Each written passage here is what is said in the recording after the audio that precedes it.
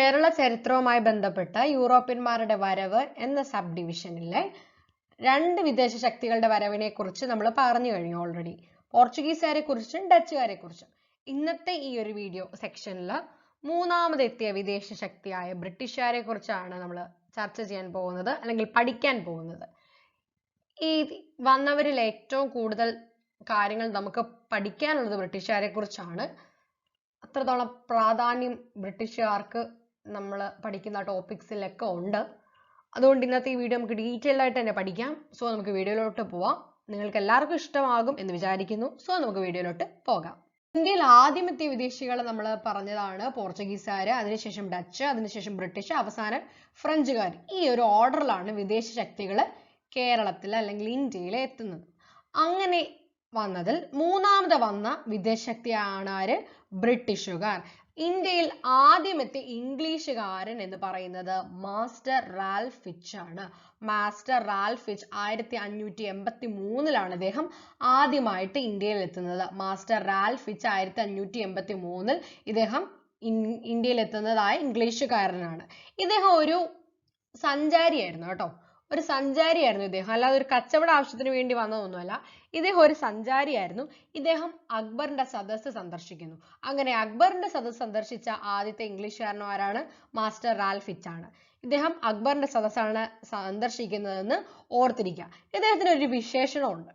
മാർഗദർശിയായ ഇംഗ്ലീഷുകാരൻ എന്ന വിശേഷണമുള്ളത്, അല്ലെങ്കിൽ അങ്ങനെ അറിയപ്പെടുന്നത് റാൽഫ് ഫിച്ച് ആണ്. മാർഗദർശിയായ ഇംഗ്ലീഷുകാരനാണ് ആര്? Ralph Fitch. ഇന്ത്യയിൽ ആദ്യത്തെ ഇംഗ്ലീഷുകാരൻ മാസ്റ്റർ റാൽഫ് ഫിച്ച് ആണ്. 1583 അദ്ദേഹം വരുന്നത്. ഇദ്ദേഹം കച്ചവട ആവശ്യത്തിന് വേണ്ടിയൊന്നും അല്ല വന്നത്. ഇദ്ദേഹം ഒരു സഞ്ചാരിയായിരുന്നു. അങ്ങനെ ഇദ്ദേഹം ഇന്ത്യ സഞ്ചരിക്കുകയാണ്. ഇന്ത്യയിൽ സഞ്ചരിക്കുന്നതിന്റെ ഇടയിൽ ഇന്ത്യയിൽ എത്തുകയാണ്. അക്ബറിന്റെ സദസ്സ് ഇദ്ദേഹം സന്ദർശിച്ചു. ഇദ്ദേഹത്തിന് ഒരു വിശേഷണമുണ്ട്. എന്താണത്? മാർഗദർശിയായ ഇംഗ്ലീഷുകാരൻ. മാർഗദർശിയായ ഇംഗ്ലീഷുകാരൻ എന്നറിയപ്പെടുന്നത് ആരാണ്?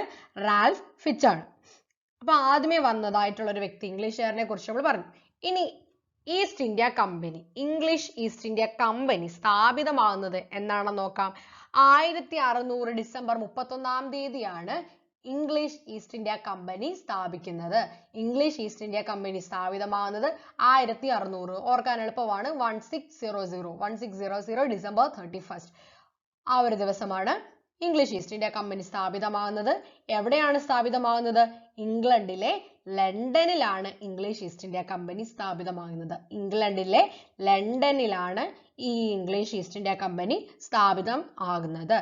ഈ കമ്പനിയുടെ ആദ്യം സ്ഥാപിച്ചപ്പോഴുള്ള പേര് ഇംഗ്ലീഷ് ഈസ്റ്റ് ഇന്ത്യ കമ്പനി എന്നായിരുന്നില്ല. അതിന്റെ ആദ്യ പേരെന്തായിരുന്നു? ജോൺ കമ്പനി എന്നായിരുന്നു. ആദ്യത്തെ പേര് ജോൺ കമ്പനി എന്നായിരുന്നു. ജോൺ കമ്പനി എന്നുള്ള ഈ പേരാണ് പിന്നീട് ഇംഗ്ലീഷ് ഈസ്റ്റ് ഇന്ത്യ കമ്പനി എന്ന് മാറ്റിയത്. ഇംഗ്ലീഷ് ഈസ്റ്റ് ഇന്ത്യ കമ്പനി എന്ന് മാറ്റിയത്. അപ്പോൾ ആദ്യ പേര് ഇംഗ്ലീഷ് ഈസ്റ്റ് ഇന്ത്യ കമ്പനിയുടെ ആദ്യ പേര് എന്താണെന്ന് ചോദിച്ചു കഴിഞ്ഞാൽ ഉത്തരം എന്താണ്? John Company. എന്താണ്? John Company. കാരണം ഇങ്ങനെ ജോൺ കമ്പനി എന്ന് വരാൻ കാരണം ഈ ഇംഗ്ലീഷ് ഈസ്റ്റ് ഇന്ത്യ കമ്പനി രൂപം കൊള്ളാൻ നേതൃത്വം നൽകിയത് ആരാണെന്ന് നോക്കിയേ. ജോൺ മിൽഡൺ ഫോൾ എന്ന് പറയുന്ന വ്യക്തിയാണ്. John Mildenhall. അതുകൊണ്ടാണ് ഇതിനെ ജോൺ കമ്പനി എന്ന് അറിയപ്പെടുന്നത്. ഒരു മെർച്ചൻസിന്റെ ഒരു കൂട്ടം മെർച്ചൻസ് ചേർന്ന് രൂപീകരിച്ചതായിട്ടുള്ള വാണിജ്യ ആവശ്യങ്ങൾക്ക് വേണ്ടി രൂപീകരിച്ച ഒരു കമ്പനിയാണ് ഇംഗ്ലീഷ് ഈസ്റ്റ് ഇന്ത്യ കമ്പനി. അപ്പോൾ ആരാണ് ഇതിന് നേതൃത്വം നൽകിയത്? John മിൽഡൺ fall. ജോൺ എന്ന് ഓർത്താതെ അപ്പോൾ തന്നെ ജോൺ കമ്പനിയും കിട്ടും. 2 ക്വസ്റ്റ്യനുള്ള ഉത്തരം അപ്പോൾ കിട്ടും. അപ്പോൾ ജോൺ മിൽഡൺ ഫോൾ ആണ് ഇംഗ്ലീഷ് ഈസ്റ്റ് ഇന്ത്യ കമ്പനി സ്ഥാപിക്കുന്നതിന് നേതൃത്വം നൽകിയത്. John Mildenhall. ആ സമയത്തെ, അതായത് ഇംഗ്ലീഷ് ഈസ്റ്റ് ഇന്ത്യ കമ്പനി സ്ഥാപിതമായ സമയത്തെ മുഗൾ ഭരണാധികാരി ആരെന്ന് നോക്കി. അക്ബർ ആയിരുന്നു 1600 ഇന്ത്യ ഭരിച്ചിരുന്നത്. അതുകൊണ്ട് തന്നെ ഇംഗ്ലീഷ് ഈസ്റ്റ് ഇന്ത്യ കമ്പനി സ്ഥാപിതമാകുന്ന സമയത്തെ മുഗൾ ഭരണാധികാരി ആരാണ്? അക്ബർ ചക്രവർത്തിയാണ്. അക്ബർ ചക്രവർത്തിയാണ് ഇംഗ്ലീഷ് ഈസ്റ്റ് ഇന്ത്യ കമ്പനി സ്ഥാപിതമാകുമ്പോൾ ഇന്ത്യ ഭരിച്ചുകൊണ്ടിരുന്നത്. ഇംഗ്ലീഷ് ഈസ്റ്റ് ഇന്ത്യ കമ്പനി സ്ഥാപിച്ച വർഷം അല്ലെങ്കിൽ ദിവസം രണ്ട് നോക്കിയേ. 1600 December 31. 1600 December 31 English East India Company സ്ഥാപിച്ചത്. ഇംഗ്ലണ്ടിലെ ലണ്ടനിലാണ് ഇത് സ്ഥാപിക്കുന്നത്. ആദ്യ പേര് ജോൺ കമ്പനി എന്നായിരുന്നു. ഇതിന് നേതൃത്വം നൽകിയത് ജോൺ മിൽഡൺ ഫോൾ ആണ്. ആ സമയത്ത് ആ സമയത്തെ മുഗൾ ഭരണാധികാരിയായിരുന്നു അക്ബർ. ഈസ്റ്റ് ഇന്ത്യ കമ്പനിക്ക് ഇന്ത്യയിൽ കച്ചവട അനുമതി നൽകിയ മുഗൾ ഭരണാധികാരി ആരാണ്? ജഹാംഗീർ ആണ്. ഈസ്റ്റ് ഇന്ത്യ കമ്പനിക്ക് ഇന്ത്യയിൽ കച്ചവട അനുമതി നൽകിയ മുഗൾ ഭരണാധികാരി ആരാണ്? ജഹാംഗീർ ആണ്. ഇന്ത്യയിൽ ആദ്യമെത്തിയ ഇംഗ്ലീഷുകാരൻ ആരാണ്? റാൽഫ് ഫിച്ച് ആണ്. മാസ്റ്റർ റാൽഫ് ഫിച്ച് 1583 അദ്ദേഹം വരുന്നു, ഇന്ത്യയിൽ എത്തുന്നു. അദ്ദേഹം മുഗൾ ചക്രവർത്തിമാരുടെ സദസ്സ്, അതായത് അന്ന് ഭരിച്ചുകൊണ്ടിരുന്ന അക്ബറിന്റെ സദസ്സ് സന്ദർശിക്കുന്നു. അദ്ദേഹത്തെയാണ് മാർഗദർശിയായ ഇംഗ്ലീഷുകാരൻ എന്ന് വിശേഷിപ്പിക്കുന്നത്. മാർഗദർശിയായ ഇംഗ്ലീഷുകാരൻ ആരാണ്? മാസ്റ്റർ റാൽഫ് ഫിച്ച് ആണ്. ഈസ്റ്റ് ഇന്ത്യ കമ്പനി സ്ഥാപിതമാകുന്നത് 1600 ഡിസംബർ 31-ാം തീയതിയാണ് ഇംഗ്ലീഷ് ഈസ്റ്റ് ഇന്ത്യ കമ്പനി സ്ഥാപിതമാകുന്നത്. ഇംഗ്ലണ്ടിലെ ലണ്ടനിൽ സ്ഥാപിക്കുന്നതിന് നേതൃത്വം നൽകിയത് ജോൺ മിൽട്ടൺ ഫോൾ ആണ്. അതുകൊണ്ട് തന്നെ ഈ കമ്പനിയുടെ ആദ്യകാല പേര് ജോൺ കമ്പനി എന്നായിരുന്നു. പിന്നീടാണത് ഇംഗ്ലീഷ് ഈസ്റ്റ് ഇന്ത്യ കമ്പനി എന്ന് പറഞ്ഞത്. ഇത് ഇംഗ്ലീഷ് ഈസ്റ്റ് ഇന്ത്യ കമ്പനി എന്ന് ബ്രിട്ടീഷുകാരുടെ കമ്പനിയെ പറയുന്നു. പിന്നെ ഡച്ച് ഈസ്റ്റ് ഇന്ത്യ കമ്പനിയുണ്ട്, പോർച്ചുഗീസ് ഈസ്റ്റ് ഇന്ത്യ കമ്പനിയുണ്ട്, അങ്ങനെ പല പല ഫ്രഞ്ച് ഈസ്റ്റ് ഇന്ത്യ കമ്പനി, അങ്ങനെ ഓരോ രാജ്യക്കാർക്കും കച്ചവട ആവശ്യങ്ങൾക്കായിട്ട് ഓരോ ഈസ്റ്റ് ഇന്ത്യ കമ്പനികൾ ഉണ്ടായിട്ടുണ്ട്. ഇന്ത്യയിൽ കച്ചവടം നടത്തിയിട്ടുള്ളവർക്കെല്ലാം അങ്ങനെയുള്ള ഓരോ കമ്പനികളുണ്ടെന്ന് നമ്മൾ പറഞ്ഞു. അങ്ങനെയുള്ള ബ്രിട്ടീഷുകാരുടെ കമ്പനിയായിരുന്നു English East India Company. English East India Company ഇതൊരു പ്രൈവറ്റ് കമ്പനി ആയിരുന്നു. പിന്നീടാണത് ഗവൺമെന്റ് ഏറ്റെടുക്കുന്നത്. അതൊക്കെ നമ്മൾ പറയും. ഈ കമ്പനി രൂപം കൊള്ളുന്നതിന് നേതൃത്വം നൽകിയതാരാണ്? John Mildenhall. ആരാണ്? John Mildenhall. ആ സമയത്തെ മുഗൾ ചക്രവർത്തിയായിരുന്നു, ഭരണാധികാരിയായിരുന്നു അക്ബർ. ഈ കമ്പനി സ്ഥാപിക്കുമ്പോഴത്തെയാണ്. പിന്നീട് ഈസ്റ്റ് ഇന്ത്യ കമ്പനിക്ക് ഇന്ത്യയിൽ കച്ചവട അനുമതി നൽകിയ മുഗൾ ഭരണാധികാരി ആരാണ്? ജഹാംഗീർ ആണ്. ഭരണാധികാരി ആരാണ്? കച്ചവട അനുമതി നൽകിയത് ആരാണ്? മുഗൾ ചക്രവർത്തിയായ ജഹാംഗീർ ആണ് ഇന്ത്യയിൽ ഈസ്റ്റ് ഇന്ത്യ കമ്പനിക്ക് കച്ചവട അനുമതി നൽകിയത്. ഇനി ജഹാംഗീറിന്റെ സദസ്സ് സന്ദർശിച്ച ഇംഗ്ലീഷുകാർ ആരെല്ലാം? വില്യം ഹോക്കിൻസും തോമസ് റോവും ആണ് ജഹാംഗീറിന്റെ സദസ്സ് സന്ദർശിച്ച ഇംഗ്ലീഷുകാർ. ജഹാംഗീറിന്റെ സദസ്സ് സന്ദർശിച്ച ഇംഗ്ലീഷുകാർ ആരൊക്കെയാണ്? വില്യം ഹോക്കിൻസും തോമസ് റോ ആണ്. ഇവർ രണ്ടുപേരും ഒരുമിച്ചല്ല സന്ദർശിച്ചത്. രണ്ടുപേരും രണ്ട് വ്യത്യസ്തമായ കാലഘട്ടങ്ങളിലാണ് ജഹാംഗീറിന്റെ സദസ്സ് സന്ദർശിക്കുന്നത്. രണ്ടുപേരും രണ്ട് വ്യത്യസ്തങ്ങളായ കാലഘട്ടത്തിലാണ് ഈ ജഹാംഗീറിന്റെ സദസ്സ് സന്ദർശിച്ചത്. ഇന്ത്യയിൽ ആദ്യമായി കച്ചവട ആവശ്യത്തിനായിട്ട് ബ്രിട്ടനിൽ നിന്നൊരു സംഘം വരുന്നത് 1608-ലാണ്. ഇവരെ നയിച്ചത് ആരാണ്?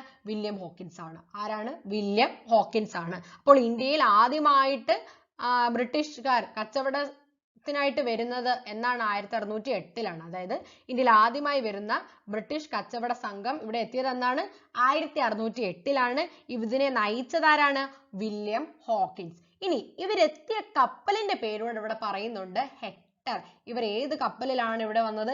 ഹെക്ടർ എന്ന കപ്പലിലാണ് ബ്രിട്ടനിൽ നിന്നുള്ള ആദ്യ കച്ചവട സംഘം ഇന്ത്യയിൽ എത്തുന്നത്. 1608-ൽ നേതൃത്വം നൽകിയത് ആരാണ്? വില്യം ഹോക്കിൻസ് ആണ്. വില്യം ഹോക്കിൻസ് ആണ്. ആ കപ്പലിന്റെ പേരെന്താണ്? ഹെക്ടർ. കപ്പലിന്റെ പേരെന്താണ്? ഹെക്ടർ. നമ്മൾ അമേരിക്കൻ സ്വാതന്ത്ര്യ സമരം പറഞ്ഞപ്പം വേറൊരു കപ്പലിന്റെ പേര് പറഞ്ഞിരുന്നു, ഓർക്കുന്നുണ്ടോ? നമ്മൾ പറഞ്ഞത് പിൽഗ്രിം ഫാദേഴ്സ് അമേരിക്കയിലേക്ക് എത്തിയത് ഏത് കപ്പലിലായിരുന്നു? മേഫ്ലവർ കപ്പലിലായിരുന്നു. അത് മേഫ്ലവറും ഇത് ഹെക്ടറും. അപ്പൊ രണ്ട് കപ്പലുകളുടെ പേര് നമ്മൾ ഈ വീഡിയോ സീരീസിലൂടെ പറഞ്ഞു വന്നു. ആദ്യത്തേത് മേഫ്ലവറും. ഇപ്പം ഇന്ത്യയിലെത്തിയ ആദ്യ ബ്രിട്ടീഷ് കച്ചവട സംഘം എത്തിയതായ കപ്പൽ ഏതാണ്? ഹെക്ടർ. 1608-ലാണ് എത്തിയത്. ആ സംഘത്തെ നയിച്ചത് വില്യം ഹോക്കിൻസ് ആയിരുന്നു. ആരായിരുന്നു? വില്യം ഹോക്കിൻസ് ആയിരുന്നു. ഇന്ത്യയിലെ ആദ്യത്തെ ബ്രിട്ടീഷ് ഫാക്ടറി എവിടെയാണ് സ്ഥാപിച്ചത്?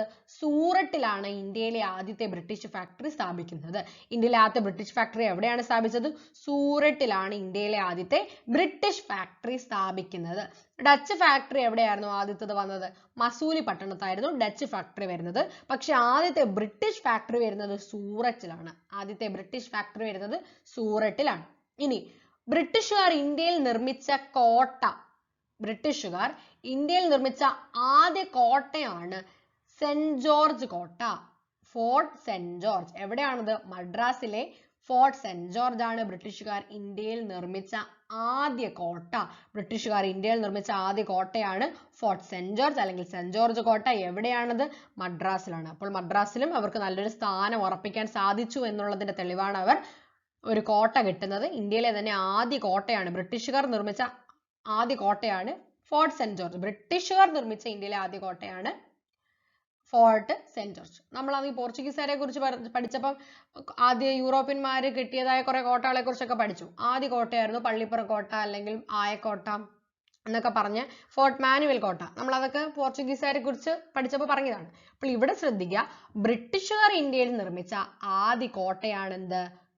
Fort Saint George. Fort Saint George അല്ലെങ്കിൽ സെന്റ് ജോർജ് കോട്ട. എവിടെയാണത്? മദ്രാസിലാണ് ഫോർട്ട് സെന്റ് ജോർജ് ഉള്ളത്. ആരാണ് നിർമ്മിച്ചത്? ഫ്രാൻസിസ് ഡേ എന്ന വ്യക്തിയാണ് നിർമ്മിക്കുന്നത്. Francis Day. ആരാണ്? Francis Day. ആ പേര് ഓർത്തിരിക്കുക, ഫ്രാൻസിസ് ഡേ. ഇനി ബ്രിട്ടീഷുകാരുടെ തലസ്ഥാനം ആദ്യം സൂററ്റിലായിരുന്നു. ആദ്യത്തെ ഫാക്ടറി വരുന്നതും സൂററ്റിലാണ്. അപ്പം ആദ്യ തലസ്ഥാനം സൂററ്റിലായിരുന്നു. പിന്നീട് അവരത് മുംബൈയിലേക്ക് മാറ്റി.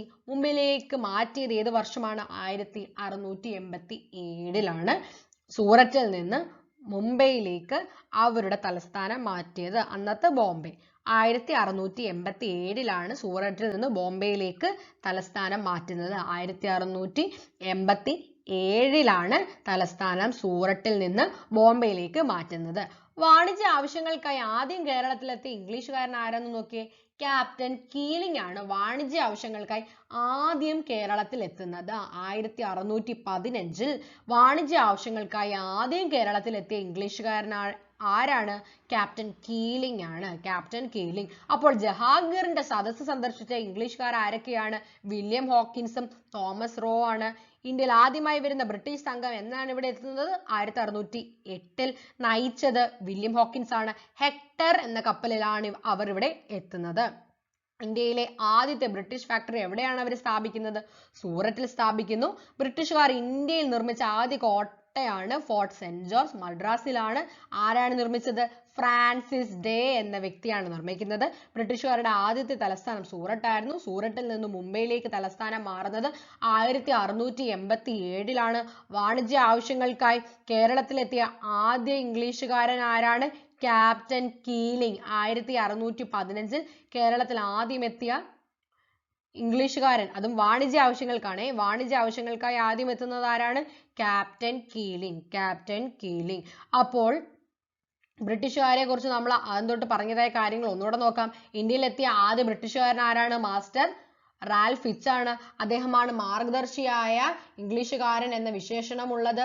അദ്ദേഹം വരുന്നു. പിന്നീട് ഈസ്റ്റ് ഇന്ത്യ കമ്പനി രൂപീകൃതമാകുന്നു. 1600 രൂപീകൃതമാകുന്നു. 1600 ഡിസംബർ 31 ആദ്യം അറിയപ്പെട്ടിരുന്നത് ജോൺ കമ്പനി എന്നാണ്. ജോൺ എന്ന് പറയുന്ന ഒരു വ്യക്തി ഇതിന് നേതൃത്വം നൽകിക്കൊണ്ടാണ് ഇതിനെ ജോൺ കമ്പനി എന്നറിയപ്പെട്ടിരുന്നത്.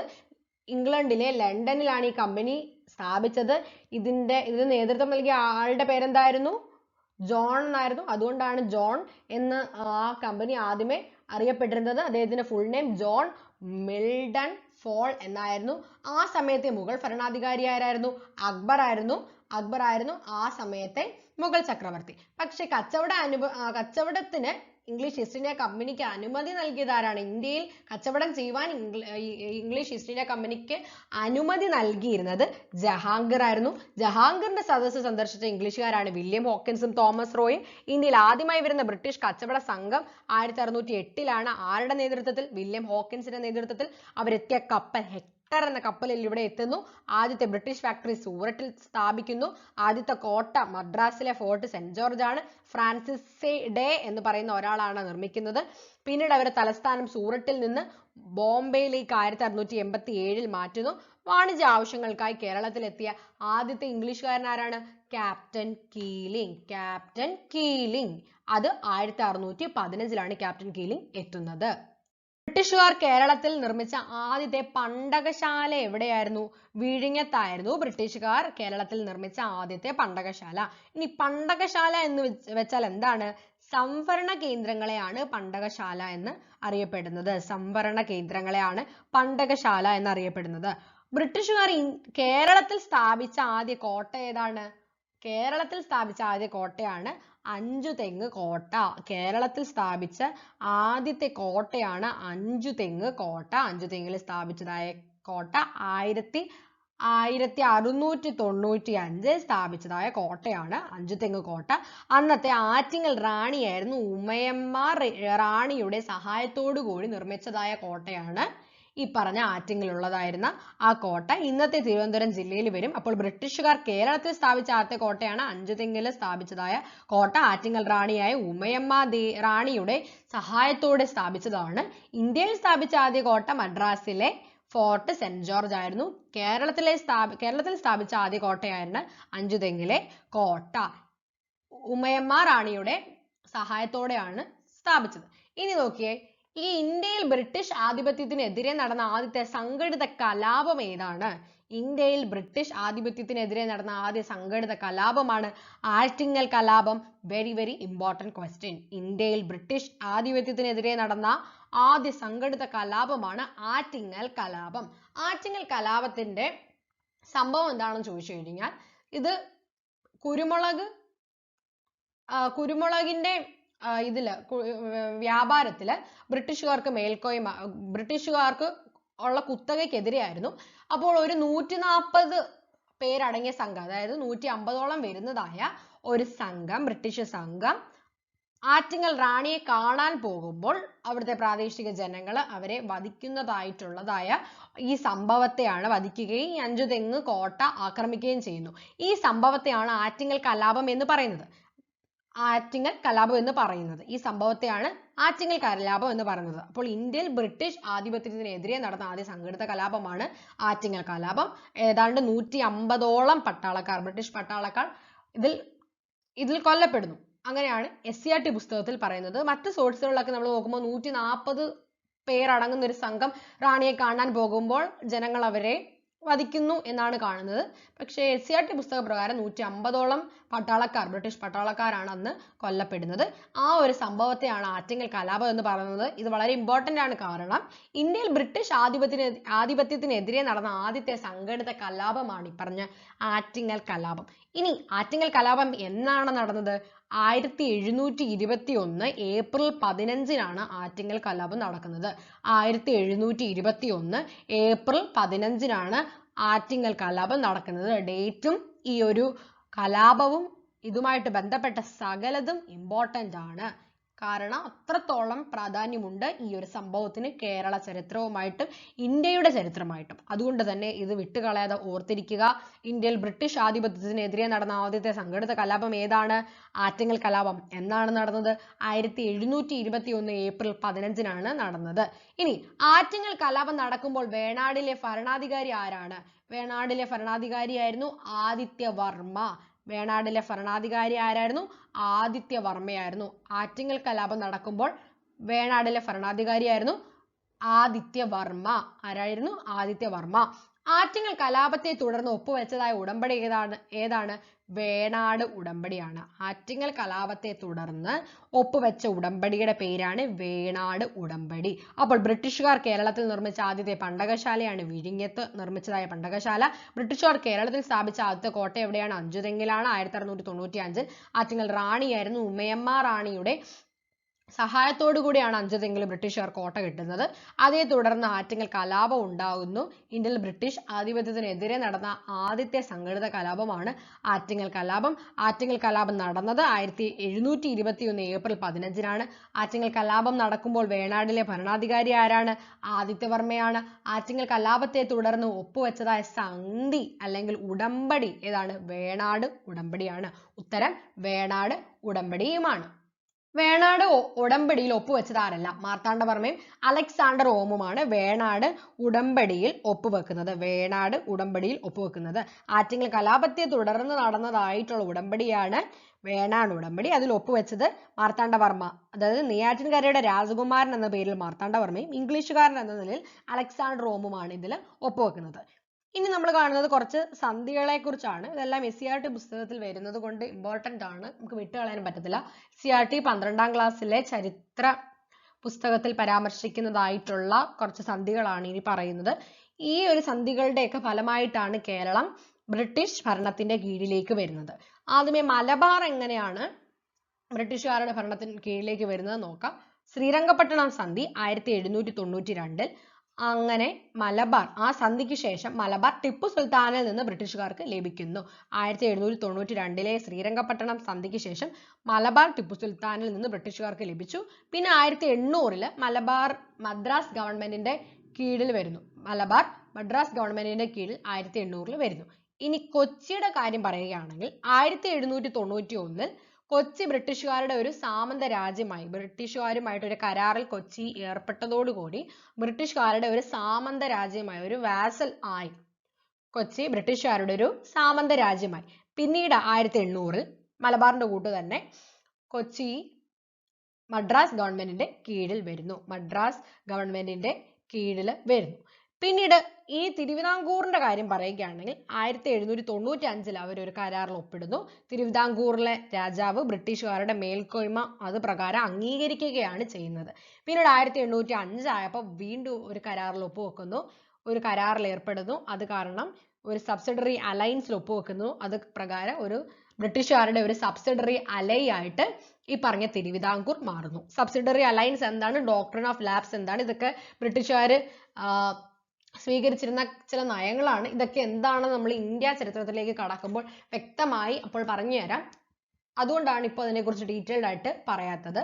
അപ്പോൾ ഇവിടെ ഇത്രയും കാര്യം ഓർത്തിരിക്കുക. വേണാട് സന്ധി, വേണാട് സന്ധിക്ക് ശേഷമാണ് ആറ്റിങ്ങൽ കലാപത്തിന് ശേഷമാണ് വേണാട് സന്ധി. വേണാട് ഉടമ്പടിയിൽ അല്ലെങ്കിൽ സന്ധിയിൽ ഒപ്പുവെച്ചത് മാർത്താണ്ഡവർമ്മയും അലക്സാണ്ടറോമുമാണ്. പിന്നെ ശ്രീരംഗപട്ടണം സന്ധി 1792. അങ്ങനെ ടിപ്പു സുൽത്താനിൽ നിന്ന് മലബാർ ബ്രിട്ടീഷുകാർക്ക് ലഭിക്കുന്നു. 1800 ആയപ്പം ഈ പറഞ്ഞ മലബാർ മദ്രാസ് ഗവൺമെന്റിന്റെ കീഴിൽ വരുന്നു. 1791 കൊച്ചി ബ്രിട്ടീഷുകാരുടെ ഒരു സാമന്ത രാജ്യമാകുന്നു. പിന്നെ 1800 കൊച്ചി മദ്രാസ് ഗവൺമെന്റിന്റെ കീഴിൽ വരുന്നു.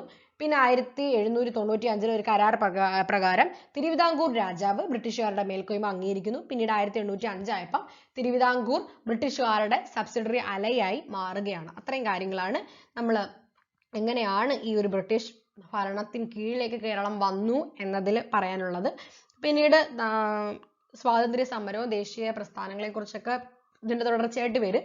പക്ഷെ യൂറോപ്യന്മാരുടെ വരവെന്ന് പറയുമ്പോൾ ബ്രിട്ടീഷുകാരുടെ ഇത്രയും കാര്യങ്ങളാണ് ഓർത്തിരിക്കേണ്ടത്. ഒരു ചെയിൻ പോലെ കണക്ട് ചെയ്ത് പഠിക്കാൻ പറ്റുന്ന ഒരുപാട് കാര്യങ്ങളുണ്ട്. പക്ഷെ ഈ ഒരു ടോപ്പിക് നമ്മളിവിടെ നിർത്തുകയാണ്. ഇതിന്റെ കണ്ടിന്യൂഷൻ ഹിസ്റ്ററി ഇനിയും വരും. പക്ഷെ ബ്രിട്ടീഷുകാർ എന്നുള്ളതായ ഒരു ക്യാപ്ഷനിൽ ഉള്ളത് ഇവിടെ തീരുകയാണ്. അപ്പൊ നമുക്ക് ഒന്നും കൂടെ നമുക്ക് റിവൈൻഡ് ചെയ്യാം. അപ്പോൾ ഇന്ത്യയിൽ ആദ്യം എത്തുന്ന ഇംഗ്ലീഷുകാരൻ ആരാണ്? മാസ്റ്റർ റാൽഫിച്ച് ആണ്. അക്ബറിന്റെ സദസ് അദ്ദേഹം സന്ദർശിക്കുന്നു. എന്നാണ് 1583. മാർഗദർശിയായ ഇംഗ്ലീഷുകാരൻ എന്നറിയപ്പെടുന്നത് ഇദ്ദേഹമാണ്. ഈസ്റ്റ് ഇന്ത്യ കമ്പനി സ്ഥാപിക്കുന്നത് 1600 ഡിസംബർ 31. ഇംഗ്ലണ്ടിലെ ലണ്ടനിലാണ് സ്ഥാപിക്കുന്നത്.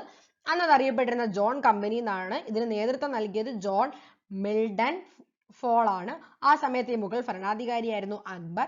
ഈസ്റ്റ് ഇന്ത്യ കമ്പനിക്ക് കച്ചവട അനുമതി ഇന്ത്യയിൽ നൽകിയത് ജഹാംഗീർ ആണ്. ഇന്ത്യയിൽ ആദ്യമായി വരുന്ന ബ്രിട്ടീഷ് കച്ചവട സംഘം 1608 വന്നതായ സംഘമാണ്. അവരെ നയിച്ചത് ക്യാപ്റ്റൻ വില്യം ഹോക്കിൻസ് ആണ്. അവരെത്തിയതായ കപ്പൽ ഹെക്ടർ ആണ്. ബ്രിട്ടീഷുകാർ ഇന്ത്യയിൽ നിർമ്മിച്ച ആദ്യത്തെ കോട്ടയാണ് ഫോർട്ട് സെന്റ് ജോർജ്. മദ്രാസിലാണ് നിർമ്മിച്ചത്. മദ്രാസിൽ നിർമ്മിച്ചതായ ഫോർട്ട് സെന്റ് ജോർജ് നിർമ്മിച്ചതാരാണ്? ഫ്രാൻസിസ് ഡേ എന്ന് പറയുന്ന വ്യക്തിയാണ്. ബ്രിട്ടീഷുകാരുടെ തലസ്ഥാനം സൂററ്റിൽ നിന്ന് മുംബൈയിലേക്ക് മാറ്റിയത് 1687 വാണിജ്യ ആവശ്യങ്ങൾക്കായി കേരളത്തിലെത്തിയ ആദ്യ ഇംഗ്ലീഷുകാരനാരാണ്? ക്യാപ്റ്റൻ കീലിംഗ് ആണ്. 1615 കേരളത്തിൽ എത്തുന്നത്. ബ്രിട്ടീഷുകാർ കേരളത്തിൽ നിർമ്മിച്ച ആദ്യത്തെ പണ്ടകശാല എവിടെയായിരുന്നു? വിഴിഞ്ഞത്തായിരുന്നു. ബ്രിട്ടീഷുകാർ കേരളത്തിൽ സ്ഥാപിച്ച ആദ്യത്തെ കോട്ടയാണ് അഞ്ചുതെങ്ങിൽ സ്ഥാപിച്ചതായ കോട്ട 1695. ആറ്റിങ്ങൽ റാണിയായ ഉമ്മയമ്മ റാണിയുടെ സഹായത്തോടു കൂടി നിർമ്മിച്ചതായ അഞ്ചുതെങ്ങിലെ കോട്ട. ഇന്ത്യയിൽ ബ്രിട്ടീഷ് ആധിപത്യത്തിനെതിരെ നടന്ന ആദ്യത്തെ സംഘടിത കലാപം ഏതായിരുന്നു?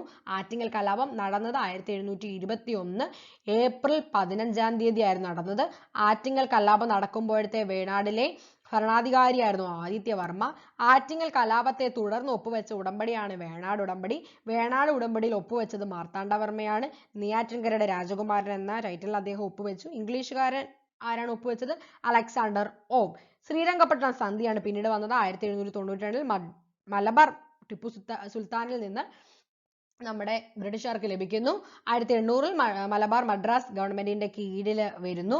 പിന്നെ 1791 കൊച്ചിയും ബ്രിട്ടീഷുകാരും തമ്മിൽ ഒരു സന്ധി പ്രകാരം കൊച്ചി ഒരു സാമന്ത രാജ്യമാകുന്നു.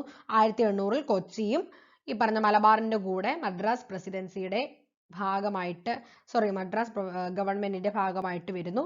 പിന്നീട് 1795 ഒരു കരാർ പ്രകാരം ബ്രിട്ടീഷ് മേൽക്കോയ്മ തിരുവിതാംകൂർ അംഗീകരിക്കുന്നു. 1805 തിരുവിതാംകൂർ ബ്രിട്ടീഷുകാരുടെ ഒരു സബ്സിഡറി അലയായി മാറുന്നു. അപ്പോൾ ഇത്രയും കാര്യങ്ങളാണ് യൂറോപ്യന്മാരുടെ വരവ് എന്ന ടോപ്പിക്കിൽ ബ്രിട്ടീഷുകാരെ സംബന്ധിച്ച് വരുന്നത്. സോ എല്ലാവർക്കും വീഡിയോ ഉപകാരപ്രദമായി എന്ന് വിശ്വസിക്കുന്നു. വളരെ എളുപ്പത്തിൽ പഠിക്കാൻ കഴിയും. നമ്മൾ ഇത്രയും വിശാലമാണെന്ന് കരുതി ടെൻഷൻ അടിക്കേണ്ട. വളരെ ഇൻട്രസ്റ്റിംഗ് ആയിട്ടുള്ള ടോപ്പിക്കാണ്. നമുക്ക് ഇഷ്ടം പോലെ മാർക്ക് സ്കോർ ചെയ്യാൻ സാധിക്കും ഈ ഒരു മേഖലയിൽ നിന്ന്. അങ്ങനെ പഠിക്കുകയാണെങ്കിൽ തീർച്ചയായിട്ടും സാധിക്കും. സോ അടുത്ത വീഡിയോയിലേക്ക് കാണുന്നത് വരേക്കും ബൈ. Thank you.